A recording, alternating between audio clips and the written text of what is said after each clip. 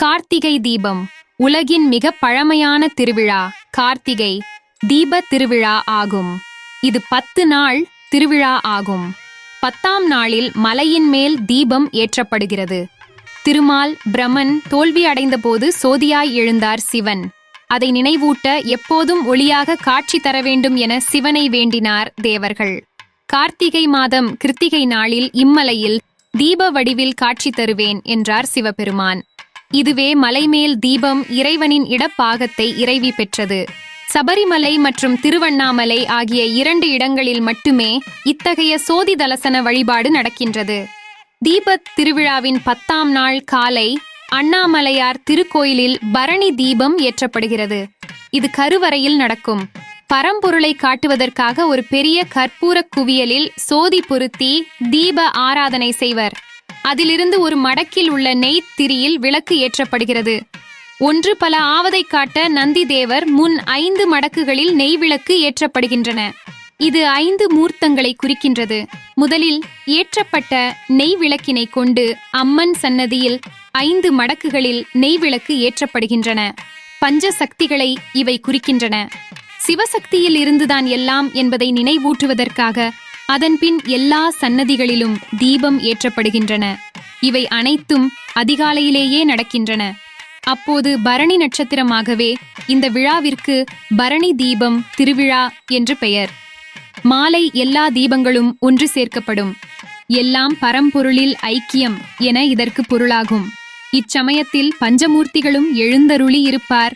மலைமேல் தீபம் ஏற்றக்கூடிய பாக்கியம் பெற்றவர்கள் பர்வதராஜ குலத்தவர்கள் ஆவர். இவர்கள் நாட்டார்கள் என்றும் செம்பட்டவர்கள் என்றும் அழைக்கப்படுவர். ஒரு காலத்தில் இவர்களது முக்கிய தொழில் மீன் பிடித்தலாகும். காலை 11 மணிக்கு பரம்பரை மரபுப்படி அண்ணாமலையார் திருக்கோயிலில் கூடுவர். அங்கிருந்து தீபம் ஏற்றப்பட்ட மடக்கு, நெய், திரி ஆகியவற்றை பெற்றுக்கொண்டு மலைக்கு செல்வர். மலைமேல் தீபமானது ஏற்றப்படுவதற்கென்றே ஒரு கொப்பரை உள்ளது. இதில் திருக்கோயிலார் மற்றும் பக்தர்கள் கொடுத்த நெய், திரி ஆகியன ஒன்றாக கொட்டப்படும். ஒரு காலத்தில் வெண்கல கொப்பரையில் தீபம் ஏற்றப்பட்டது. 1668 பிரதானி வெங்கடபதியன் நாலரை பாரம் எடையில் இந்த வெண்கல கொப்பரையை செய்து கொடுத்தார்.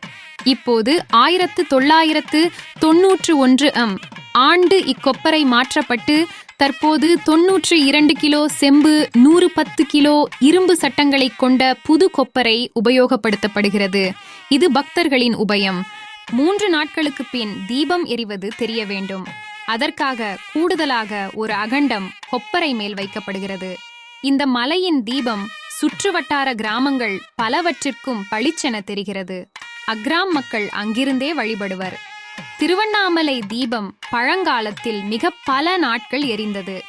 இப்பொழுதெல்லாம் ஆண்டுக்கு ஆண்டு எரியும் நாட்கள் வித்தியாசப்படுகின்றன. தீபம் ஏற்றப்படும் போது மேகம் மறைத்து கொண்டாலோ, ஏற்றிய தீபம் இடையில் அணைந்து மீண்டும் ஏற்றப்பட்டாலோ அதை நாட்டுக்கு அபசகுணம் என மக்கள் கருதுகின்றனர். சபரிமலை போலவே இங்கும் தீபஜோதி தோன்றுவது உண்மைதான். திரு அண்ணாமலையில் தோன்றும் ஜோதியை காண முடியாத கலியுக பக்தர்களுக்காகவே மலைமேல் தீபம் ஏற்றப்படுகிறது. இத்திருவிழாவிற்கு ஏராளமான வெளியூர் பக்தர்கள் வருகை புரிகின்றனர். ஒரு கோயிலில் நடக்கும் சிறப்பு விழா மற்ற கோயில்களில் இருக்காது. அவைகளுக்கென்று தனி விழாக்கள் இருக்கும். ஆனால் அருணாச்சலத்தில் நடைபெறும் தீபத் திருவிழாவை ஒவ்வொரு சிவாலயத்திலும் நடத்துவார்கள். கார்த்திகை மாதம் பூர்வபட்சம் கார்த்திகை நட்சத்திரம். தீபம் வைத்தல், சொக்கப்பனை கொளுத்துதல் நடக்கிறது. சொக்கப்பனை என்பது ஒரு மரம் நட்டு அதைச் சுற்றி மலை போல் கூம்பு வடிவில் பனையோலை கட்டி கொளுத்துவது. மரம் என்றால் தென்னை, பனை, பாக்கு, மூங்கில், வாழை ஆகும். இந்த மரங்களில் ஒன்றை ஆலயத்திற்கும் இந்திரதிக்குக்கும் மத்திய ஸ்தானமாகிய பிரும்ப ஸ்தானத்தில் நடுவார்கள். இம்மரத்திற்கு தீபதண்டம் என்று பெயர். அண்ணாமலை கிரகத்தில் சோதி தெரிகிறதல்லவா? அதைப் போல சிவாலயங்களிலும் சோதி தரிசனம் நிகழ்கிறது. மழை இல்லாததால் சொக்கப்பனை கொளுத்துவார்கள். இவ்வாறு கார்த்திகை தீப திருவிழா உலகின் மிக பழமையான திருவிழாக்களில் ஒன்றாக நம் கலாச்சாரத்தின் ஆன்மீக அடையாளமாக இருந்து வருகிறது. இந்த திருவிழாவின் ஒவ்வொரு நிகழ்வும் நம் ஆன்மாவிற்கு ஓர் ஒளியை கொண்டு வருகிறது. இந்த வீடியோ உங்களுக்கு பிடித்திருந்தால் லைக் செய்யவும், உங்கள் நண்பர்கள் மற்றும் குடும்பத்தாருடன் பகிரவும். மேலும் நம் யூடியூப் சேனலை சப்ஸ்கிரைப் செய்து பக்கத்தில் உள்ள பெல் ஐகானை கிளிக் செய்யுங்கள். இது போன்ற ஆன்மீக தகவல்கள் நிறைந்த புதிய வீடியோக்களை தவறாமல் பாருங்கள். உங்கள் மேலான கருத்துக்களை கீழே கமெண்ட் செய்து பகிரவும்.